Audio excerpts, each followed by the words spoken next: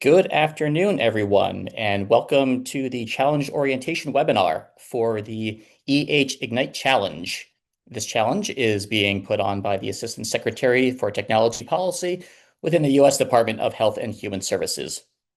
A few administrative notes as we get started. First of all, the slides and this webinar will be posted to the challenge website within a week. That challenge URL is ehignitechallenge.org. That's ehignitechallenge.org. Also, we will be taking Q&A at the end of the webinar. So if you have if you have questions, please go ahead and put them into the Q&A box in your Zoom toolbar. That should be in the kind of the center right-ish of the toolbar at the bottom of the Zoom box. Next slide, please. My name is Adam Wong. I am an employee here at ASTP/ONC. I'm joined today by my colleague Priscilla Owusu-Mensah and Oliver Gerland from Ensemble Government Services. Next slide, please. So today we will be discussing all the details of the challenge that you can see listed here. We'll also be discussing how to register and submit your submission on the challenge website. And then again, wrapping things up with a Q&A at the end. The website will also be updated with questions that come in during today's session and also over the course of the open challenge period. So please check back in on the website regularly for any new information or developments. Next slide, please. Okay, so this challenge is about EHI exports. So a little bit of background first. Let's start with a quick definition of electronic health information. EHI is individually identifiable health information that is maintained in or transmitted by electronic media and information that is contained in any of medical or billing records, enrollment, payment, claims adjudication, and case or medical management record systems, or records that are used to make decisions about individuals. There are some exceptions to this definition, but this is pretty much the gist. And you can find more information about EHI and EHI exports at those two links at the bottom. So since the end of 2023, ASDP certification criteria through the 2015 edition of the CURES update have required developers to provide EHI export functionality supporting single patient EHI export and full patient population EHI export. EHI exports must be in an electronic and computable format, but the specific data standards and transport methods are not mandated. Next slide, please. So what's the issue? Well, EHI exports have not seen the uptake and advancement that we anticipated when this certification criteria was enacted. So this represents a vast untapped potential to help patients. The flexibility of the requirements, while beneficial for innovation, has created inconsistencies in how exports are structured, formatted, and made accessible. Clinicians, patients, and other stakeholders have reported that EHI exports are often overwhelming, difficult to interpret, and challenging to integrate into existing workflows. This limits the ability of healthcare teams to provide seamless care, particularly in care transitions, such as hospital to a rehab facility, or for patients seeking to manage their own health data. Moreover, current tools do not consistently support critical use cases, such as summarizing information for care teams, integrating multiple sources of data, patient data, and providing patient-facing interactive tools. So they're overwhelming. They do not really suit the needs of the user. And this difficulty and lack of usability has led to a lack of adoption. Very coincidentally, just over 3 weeks ago, Josh Mandel published the paper linked on the right to LinkedIn with the title, "I graded 265 EHRs on the export everything requirement. Medium grade was a D," which kind of tells you what you need to know here. So please visit that if you would like to see some more information. Next slide, please. So what do we want to do?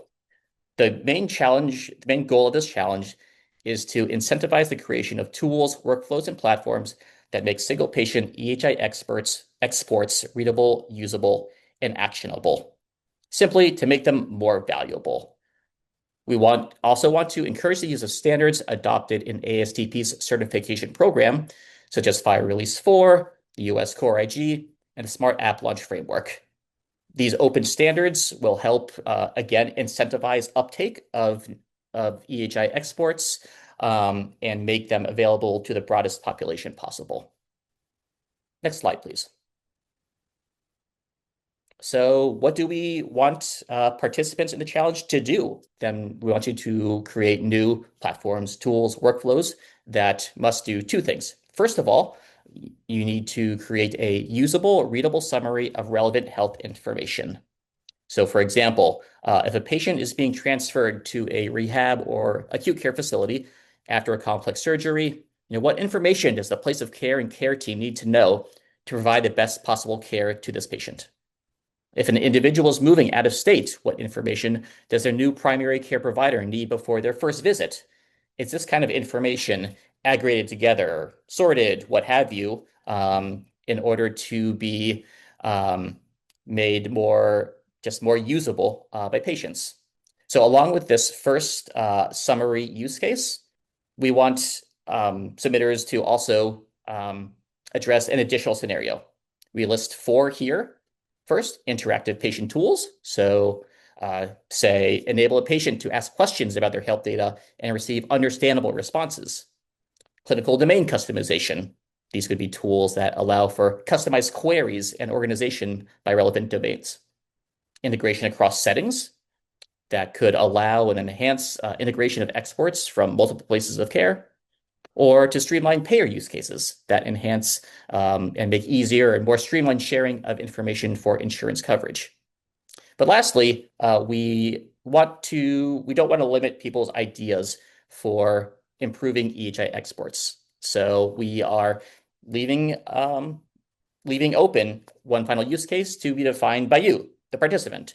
If you have a better idea or something that's really novel that has not been addressed here, then we want to see it. We don't want to limit you to just these 4 additional scenarios that we cite here. But first of all, you have to address it's a requirement to address the middle scenario in the gold box. Next slide, please. So this is a 2-phase challenge with the overall prize pool of $490,000. Phase 1 is concept and design, i.e., you're going to prepare a 10-page PDF, and that will be your Phase 1 submission. We will have up to 9 Phase 1 winners receiving $10,000 apiece. But to be eligible to receive a Phase 1 monetary prize, you have to commit to Phase 2. We reserve the right to recognize submitters who are not able to participate in Phase 2 with something like an honorable mention. Then Phase 2 will be the actual development of the prototype. This part has a prize pool of $400,000. There will be first, second, and third place winners, first receiving $250,000, second place $100,000, and third place $30,000. There will also be a most innovative use of AI prize that receives an additional $20,000. That award is eligible for anyone who participates in Phase 2. So you could win first place and the innovative use of AI award, etc. So now I am going to turn things over to Priscilla to discuss more of the challenge details. The Phase 1 submission narrative must include the following sections: the description of the solution and the problem addressed, which must describe the solution and how it addresses challenges in single patient EHI exports, including usability, readability, integration, or patient or clinician engagement. The description of the submitting individual, team, or entity must provide background on the submitters, relevant experience, and any interdisciplinary or community engagement, including collaboration with clinicians, patients, UX designers, or health IT experts. The wireframe and mockups must include visual elements of your solution, including screen views, workflows, and UX or UI assets. The technical feasibility and scalability must describe how the solution can be implemented, integrated into workflows, and scaled across multiple EHRs or care settings. The innovation must highlight the novelty of the approach, creative problem solving, or unique use of technology to make EHI data actionable. And lastly, the potential impact must explain how the solution improves usability for patients, clinicians, or care teams, and the potential benefits in real-world settings. Next slide, please. For the submission requirements, a complete phase one package must include the submission entry name, submission team or lead details, the submission description, which must be under 1,000 characters, and the submission narrative uploaded as a PDF. The submission narrative must be written in English, typed in 11-point Calibri font or larger, and cannot exceed 10 pages. The details on the phase two submission package will be communicated after phase one, but will involve the following elements: a working prototype, technical documentation, a demonstration video, usability test results if available, and the optional evidence of performance with exports from multiple EHR systems. For the submission requirements, please make sure that your submission is directly focused on EHI exports. Submissions that are unrelated will not be considered and may be disqualified. Next slide, please.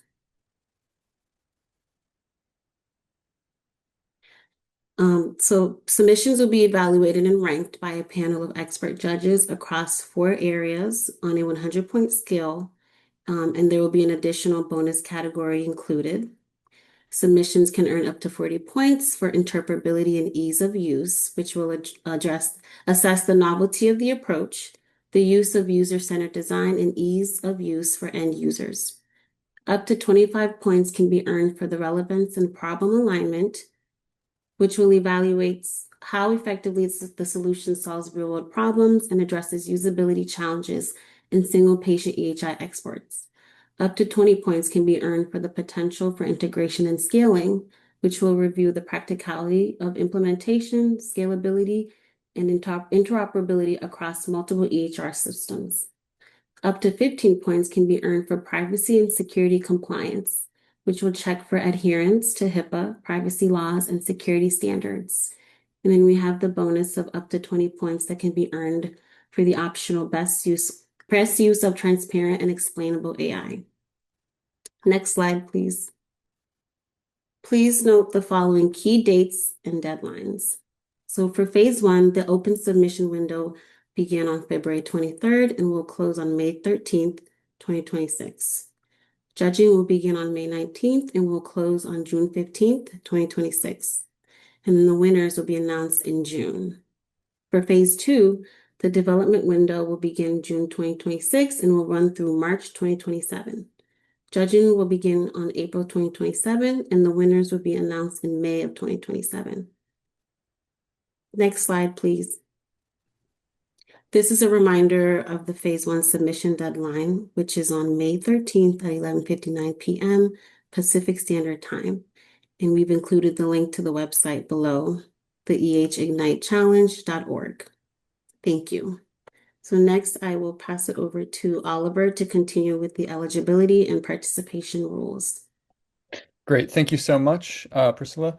So I will briefly touch on each of these eligibility rules so that you understand the requirements to enter the challenge. So first, you must be registered as a participant in the challenge website via the How to Enter section. You must comply with all of the requirements set forth in the announcement. If you are a private entity, you must be incorporated and maintain a primary place of business in the United States. And if you're an individual, while participating singly, you also must be a citizen or permanent resident of the United States. If you're a federal employee, you shall not be able to participate. If You shall not be an employee of the HHS, you will not be able to participate. And if you are employed by a federal agency or entity other than HHS, you must consult with an agency and ethics with your ethics official to determine whether you are allowed to enter into this challenge or not. And then you may not be a judge of the challenge or any other party involved with the design and execution of the challenge. And then finally, you must be over the age of 18 to submit at the time of submission. Next slide, please. So some further participation rules. Participants may not use federal funds to develop their challenge submission. Similarly, federal contractors may not use federal funds from a contract to develop challenge submissions or to fund efforts. It is important to call out that by participating in this challenge, each individual agrees to assume any and all risks and waive claims against the federal government. Additionally, based on the subject matter of the work, the type of work that will possibly require, as well as an analysis of likelihood for claims for death, bodily injury, property, or loss potentially resulting from the challenge. No participant or entity participating in the challenge is required to obtain liability insurance. Additionally, a participant shall be deemed ineligible if the participant used federal facilities or consulted with federal employees during the challenge. You can go to the next slide, please. So further, it's important to call out that if you enter, you must warrant that you are the sole author and owner, and that you have the right to use any copyrightable works with that the submission comprises. Additionally, by entering this challenge and completing the registration form and submission process, you grant HHS a paid-up, royalty-free, non-exclusive worldwide license to reproduce, publish, post, link, share, and display publicly the submission on the web. So this is things like sharing a blog post that would include your challenge submission name and kind of celebrate your achievement. But each participant will retain all other intellectual property rights in their submissions, so that's important to call out as well. Um, you will also agree to follow all applicable federal, state, and local laws. Um, again, as I mentioned, that participants must comply with all rules and requirements in the announcement. And then, as a condition for receiving a cash prize, each participant that has been selected must complete and submit all required winner verification and payment documents to HHS. If you do not do this, we would be unable to pay you. Um, and then finally, by participating in the challenge, each participant agrees that HHS may disqualify its submission if, in HHS's judgment, the submission is inconsistent with HHS's public health mission, may be ineffective or harmful, or any other reason deemed necessary. HHS does reserve the right at its sole discretion to cancel, suspend, or modify the challenge in any part for any reason, and not to award the prize if submissions are deemed worthy. So next slide, please. So this is an important call out. Now that you have entered the webinar, thank you for getting involved.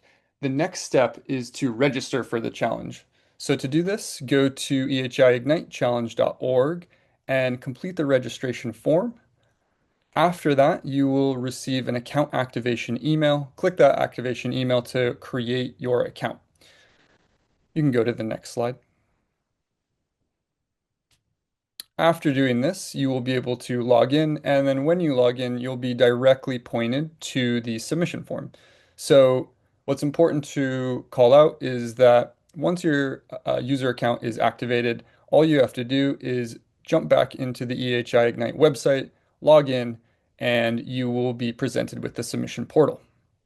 So again, please submit by May 13th. That's that very important date that we ask all submissions to be in by.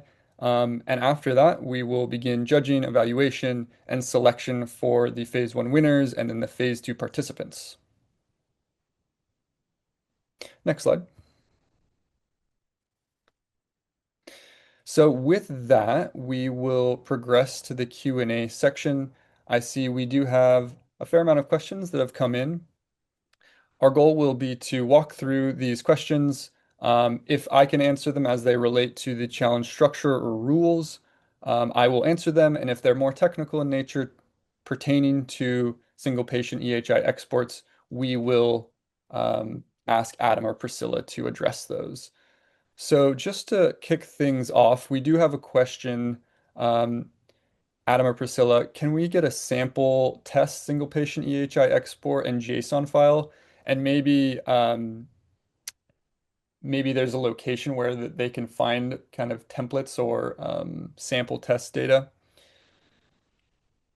Yeah, I do not know that off the top of my head, but that is something that we will look into to see if we can provide and either provide a link or a sample file or some such on the challenge website. Great. Thank you so much. I saw a few questions similar in nature to this. Will the slides be available to us after? Similarly, will the recording be available to us after? So the answer is yes. Within a week, you can go back to EHIignitechallenge.org and you will be able to download these slides as well as view the recorded webinar.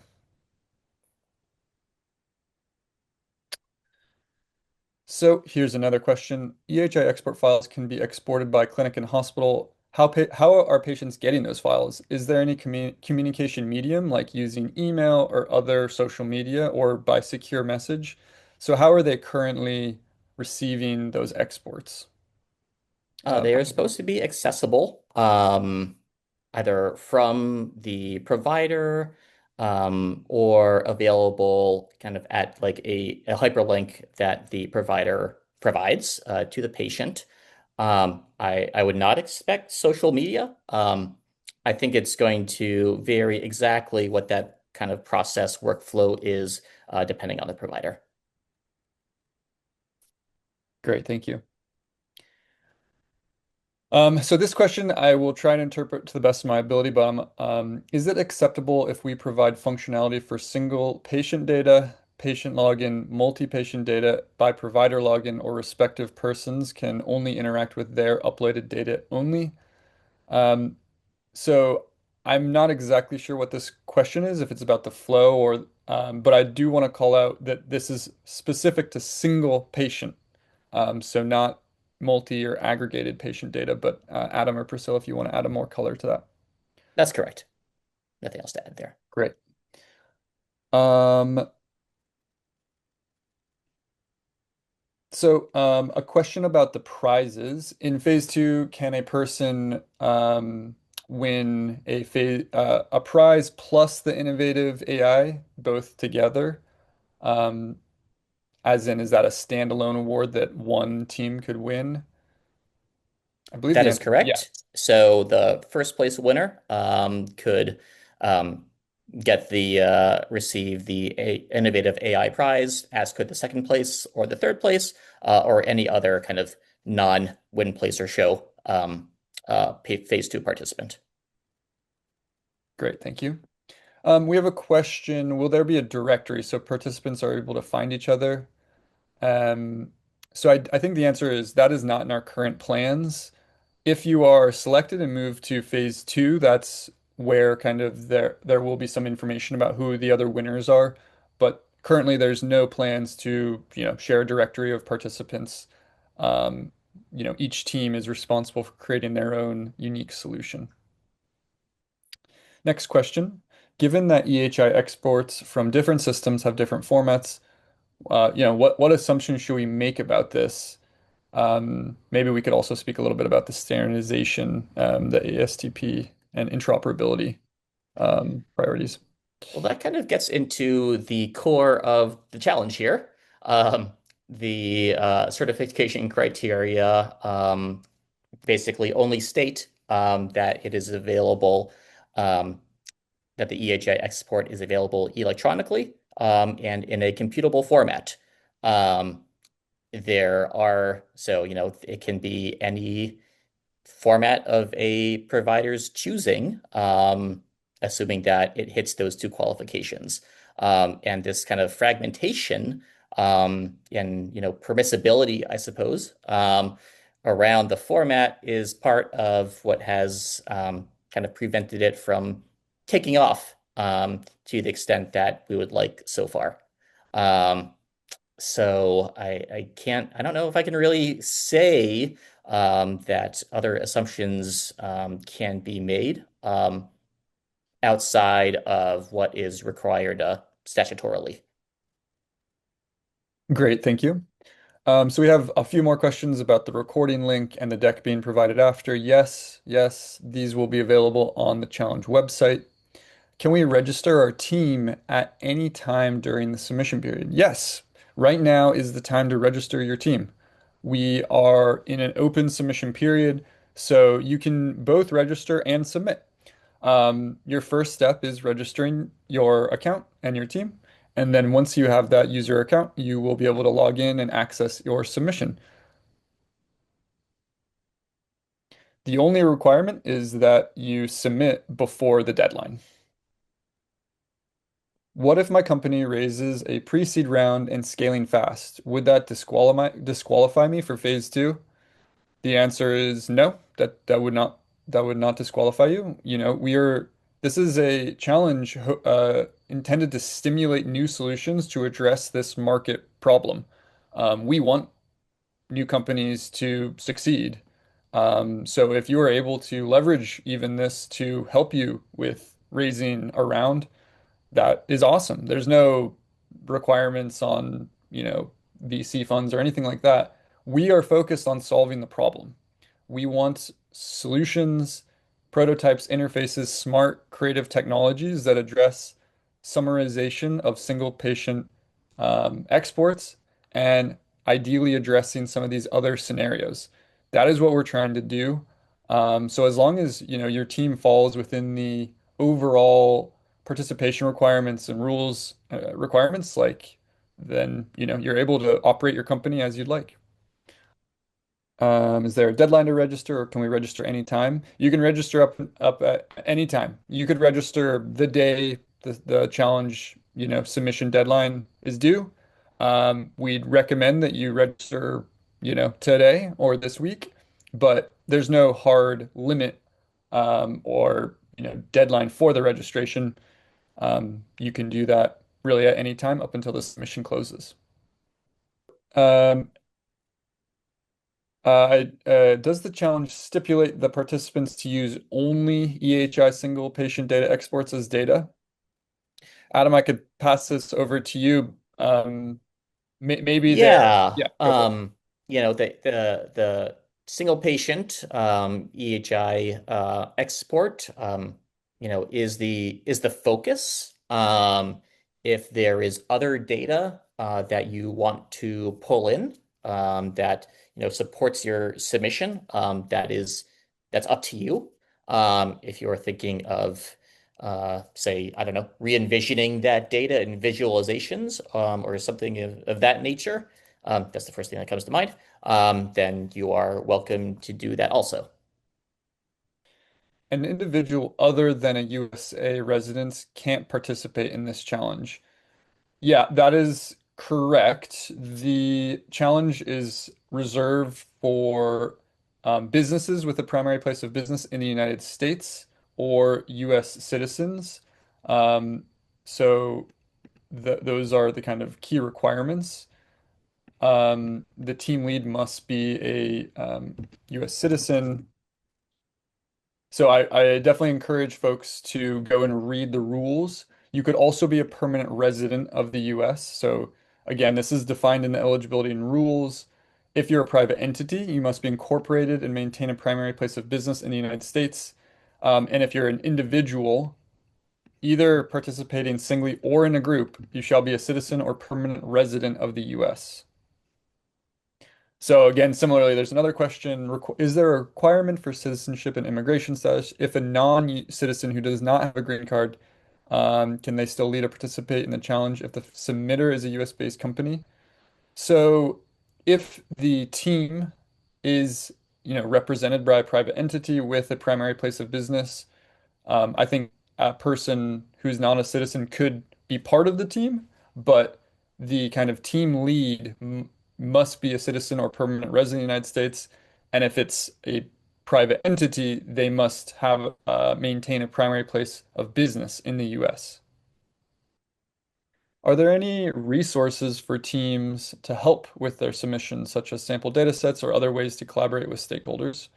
So we already somewhat addressed this with the sample data sets, but any other resources Yeah, I'm to help? taking note of the different requests for sample resources, and we'll explore that and see what we can provide either, again, directly on the website or linking out from there. So we're seeing a little, one or two more questions about eligibility. If a private entity is the entrant, do individual team members also need to be U.S. citizens or permanent residents, or does only the company need to meet the incorporation requirement? Well, I do think,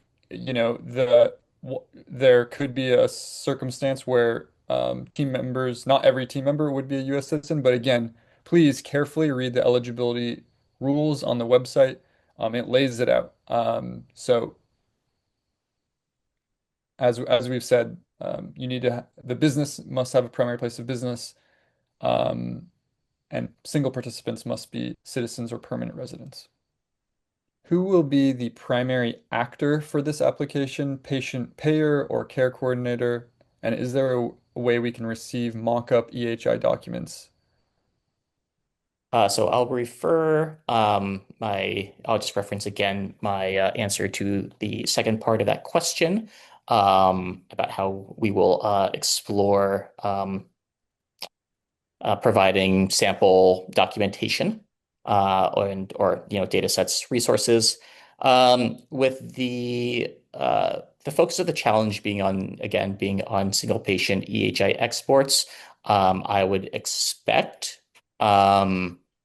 Though not stipulate, that the primary actor for this application would be a patient, um, a perhaps a care coordinator, maybe a payer. I think it kind of depends on the scenario that you want to address. One or two more questions about incorporation and the verification process. Basically, there will be verifications on both individuals and business entities to confirm that they are, that they are either citizens or have primary place of business. So there might be additional information gathering and follow-ups done to confirm all of this information. Additionally, there are tools, background tools that likely will be used to verify this information. I'm gonna jump forward one question. Is there any restriction on technology being used for the challenge and AI models? There is no restriction. One of the technologies that has really arisen since the EHI export requirement was instituted, was the rise of chatbots and LLMs. This technology, um, represents a real shift in the potential for um, making this data more digestible. Um, but to answer the question, there is no restriction on technologies, and they can use new technologies as much or as little as the participant is interested. Great. We have a question. Who is EHIchallenge.org? Is this a contractor of ASTP?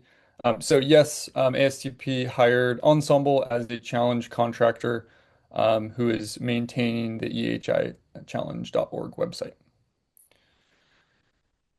Can you please clarify the deliverables expected after each phase? Are they fully functioning and accessible products, APIs, or just prototypes? Well, I will say before I pass it over to Adam, for phase one, we are looking for a 10-page PDF that addresses each of the submission narrative elements that Priscilla laid out. So at phase one, read those submission requirements and the narrative and produce that 10-page PDF. That is that is what is the expected deliverable. But Priscilla or Adam, if you want to speak to phase two. Yeah. I think the expectation is not necessarily to have a, fully ready, market ready product, or something that is, commercially available.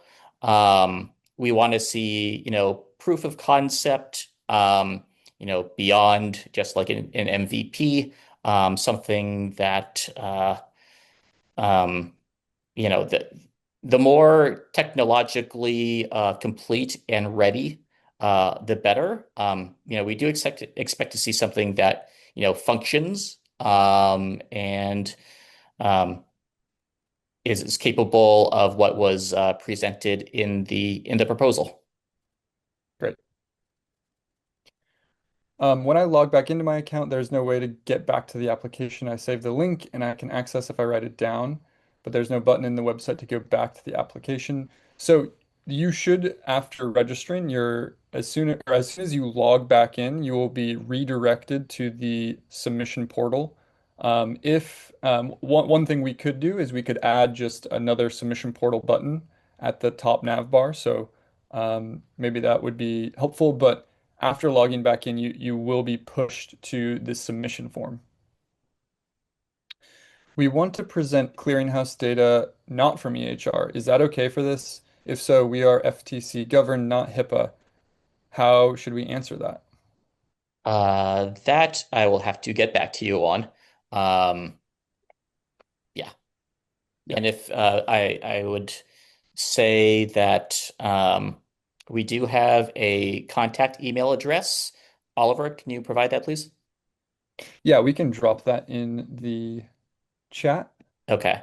That seems like a question that we might need more information about. Yeah, good question. Yeah, if you want to follow up at that email address with us, that would be great. Yeah, exactly. So I think I don't have a way to chat the whole group. I will drop this contact support email into chat. So maybe Josh, if you wanted to answer that. But please, if you go to the website, ehichallenge.org, and scroll to the bottom, you will see a contact support email. So if there are other additional questions, please feel free to follow up to that contact support email, and we will be updating our FAQs throughout the open submission period. Can you submit more multiple ideas? So I think that this is something that is permissible by the rules. We would recommend focusing on one strong idea or solution. You would also need to create multiple user accounts. So only one user account can be associated with one submission. But we are, it's not against the rules to participate with, potentially multiple applications. But typically this is not a strategy that wins. We want, really strong solutions focused on the problem domain. So, trying to submit 4 or 5 submissions just to tell you transparently that rarely works. Um, so we would recommend submitting one very strong application. Is Yeah, the I yeah. echo that. I echo that comment. Um, would uh, recommend that pick your strongest one, and focus on that. If you have multiple ideas, that's great. Maybe you can try to integrate them into one solution. But as Oliver said, uh, you know, pick your strongest one, basically. Please. Um, some of these questions I'm not exactly sure what how to interpret them precisely, but I will say so. One of the questions is some providers are sending PDF documents. Is that something we need to incorporate into the application? Um, that is up to you. Um, I do not personally really see use of PDFs as kind of getting to really addressing the problem. That being said, I'm not one of the participants, so I can't really say definitively. But again, this is really about making the data more usable. Um, and so I don't know that PDFs necessarily um, are capable of doing that. Um, if you want to provide links to PDFs or have that functionality in your submission or in your proposal, that's up to you. Um, but I mean, there's no requirement to incorporate PDFs. Right. So we're getting a few questions related to intellectual property, which I think is important to help clarify. On intellectual property, HHS gets a license. However, is there any share alike clause? Um, for example, CC share alike with attribution so that the original author can continue to develop the solution and that they retain attribution beyond the original challenge. So first, I will say you retain all intellectual property rights over your solution. The license to HHS is to share or reproduce, but you are the owner of that solution. So you would retain attribution beyond the original challenge. Adam, any additional flavor to that? Yeah, nothing to add there. The intellectual property rules are on the challenge website. Um, we are not IP lawyers, but if you have further questions about those rules, um, we can address them to the extent we can. Yep.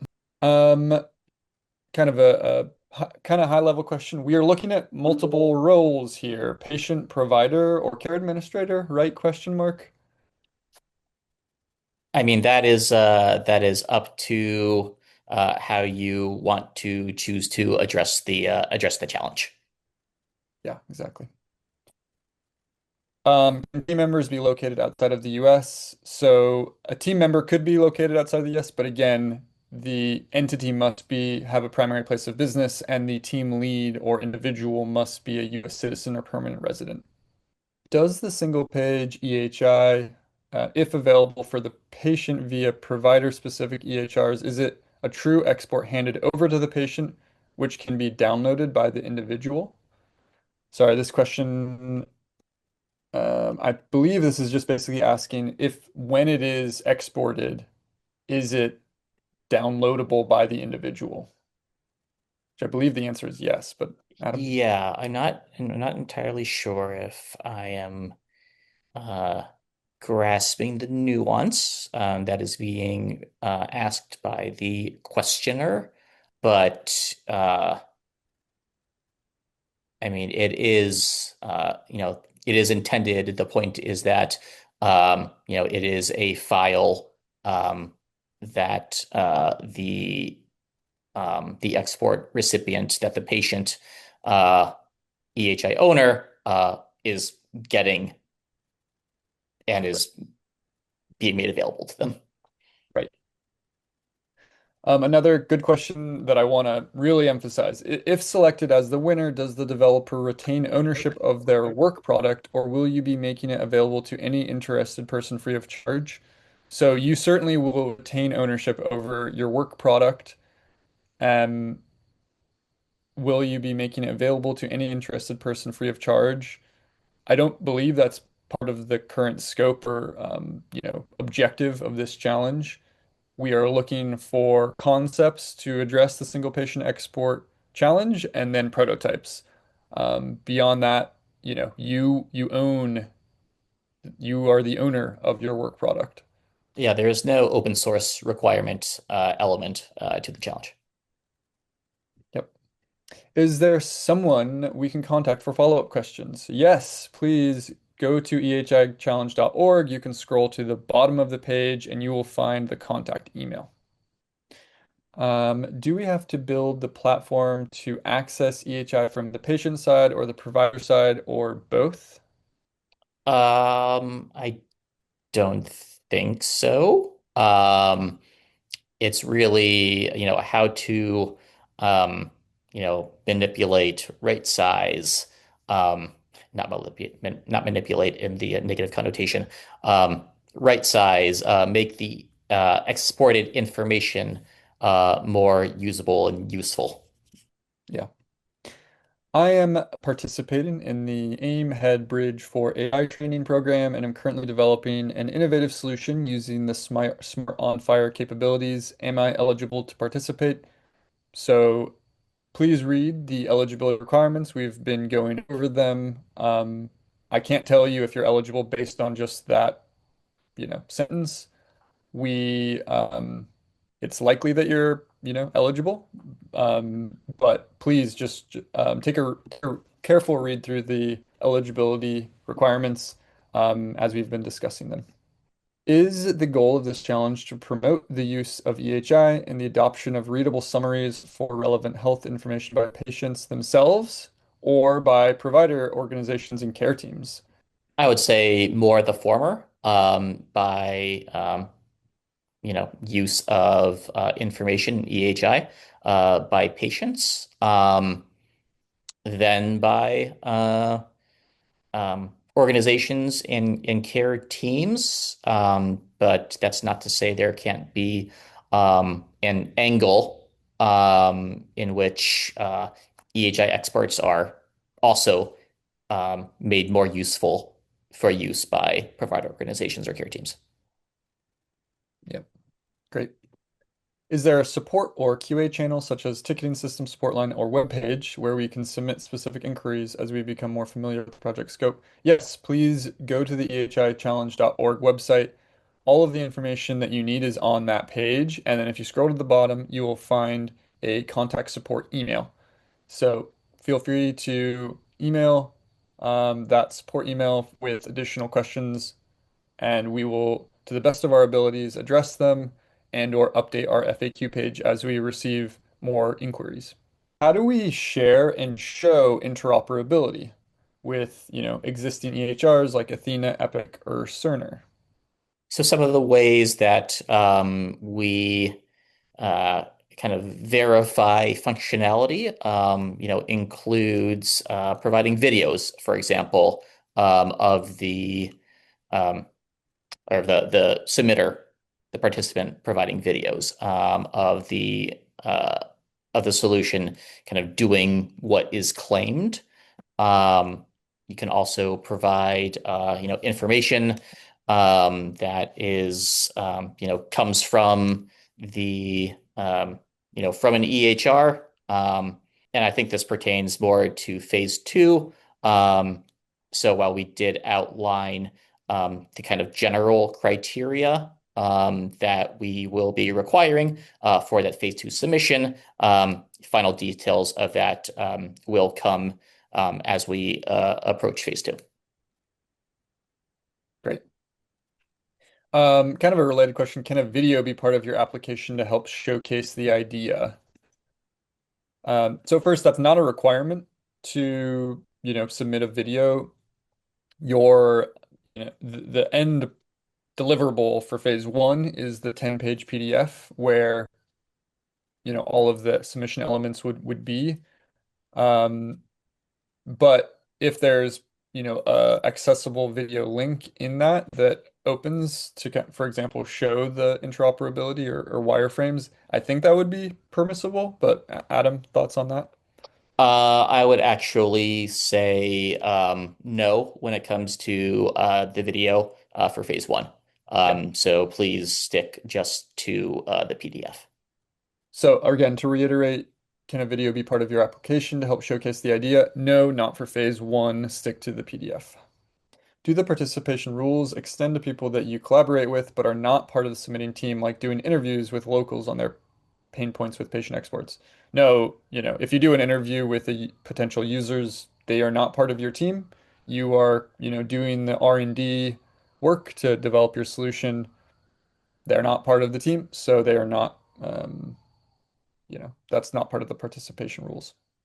What kinds of outcomes or use cases is ASTB hoping for um, when it for the required support of the single patient export?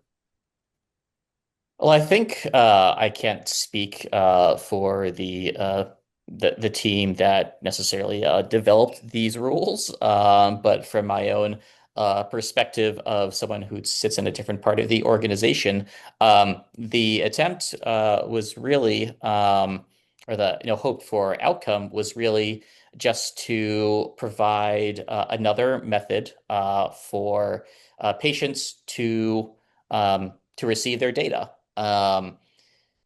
You know, a kind of a tenet of ASTP's work is better health through data. And so we think transparency, patient access to their own data is a kind of a fundamental part of that. It's all about trying to improve patient health outcomes. Yep. From our perspective. And so if to the extent that, we can, so, we have this requirement that a person be able to, have easy access to their whole file, basically. And so, okay, that's great. The potential inherent in that requirement hasn't really been reached yet. And so, this is an opportunity to kind of, push things to that next step and make information more usable, more actionable, what have you, by the patient. We are approaching the top of the hour, so I do want to be cognizant of everyone's time. We probably have time for three or four more questions. One question, can you tell us a little bit more about the fire standards? Well, the standards that were cited specifically earlier in the slide deck, Fire R4 is the current release of Fire that is required in our certification program. There are older versions of Fire, R2 and R3 that were implemented to varying degrees. There is a newer version of Fire called Release 5 that has not really been implemented that much. So R4 is the main is the release that ASTP and CMS require for EHRs that kind of go through the certification process. US Core IG is kind of the core data or our profiles and implementation guides of the core data that are required to be able to be exchanged in certified health IT EHRs. And Smart App Launch Guide is a kind of security authorization and authentication process that simplifies um, the implementation of different apps that use Fire. So those are just three things, three of the big ones of the Fire standards that are part of ASTP certification. And there is ample to learn more about that if you want, if you go to ASTP's website, healthit.gov. Great, thank you. Excuse me. Do we need the ASCP certification to apply? Nope, you do not need that. If you do have that, that would probably be a thing you could add in the team description, but that is not a requirement to apply. Can we add additional team members for phase two? Good question. I think that that would be permissible, as long as the primary entity or individual or group kind of remains the same. There could be an additional team member that gets added to phase two. For example, if you needed to bring in another developer, that that would be fine. Can a team or team lead submit more than one project proposal? So again, we address this. That would be acceptable within the rules, but we highly encourage all participants to really put their best foot forward with one specific proposal. Who are the ideal judges? Will they be ASTP HHS personnel? Will you solicit for judges if open to the industry for SMEs to serve as judges? So there will certainly be ASTP HHS personnel who are the judges. There may also be some external judges. If you are interested, we will not be soliciting that per se, but if you're interested in being a judge, please reach out to that contact support email on the challenge website, um, where we can kind of evaluate. Okay, this is a good question. Are there restrictions on how we use the funds after winning? So this is an important question, which is kind of the difference between prize challenges and grants.